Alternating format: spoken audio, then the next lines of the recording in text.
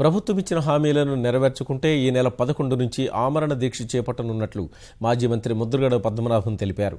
కాపు కులస్తుల సమస్య పరిష్కారం దిశగా ఆలోచన చేయాలని సర్కారును కోరిన ఆయన సమస్యలపై ఆందోళన చేయడం తప్ప అని ప్రశ్నించారు.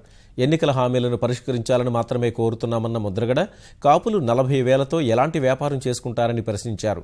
తమ పోరాటం వెనుక జగన్ ఉన్నట్లు చేస్తున్న ఆరోపణల్ని ముద్రగడ తోసిపుచ్చారు.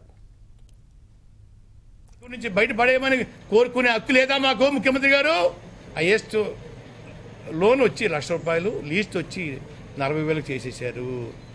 40,000 రూపాయలకి ఏమొస్తుందా ముఖ్యమంత్రి గారు అడుగుతా ఉన్నాను.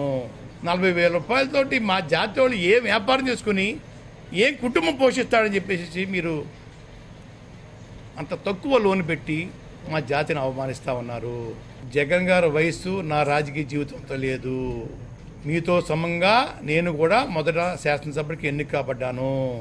ఒకరి కింద ఒకరి మోచేతి కింద నీళ్లు తాగి బతుకుతున్నానని మీరు అవహేళన చేస్తారా? మాట మాటకి జగన్ గారేనా?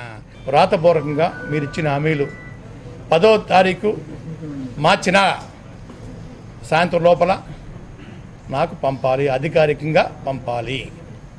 లేని పక్షంలో 11వ తేదీ మార్చి నెల 2016 ఉదయం 10 గంటలకి నా ప్రాంగణంలో నేను ఆమెను ఆదేశించుకుంటున్నాను.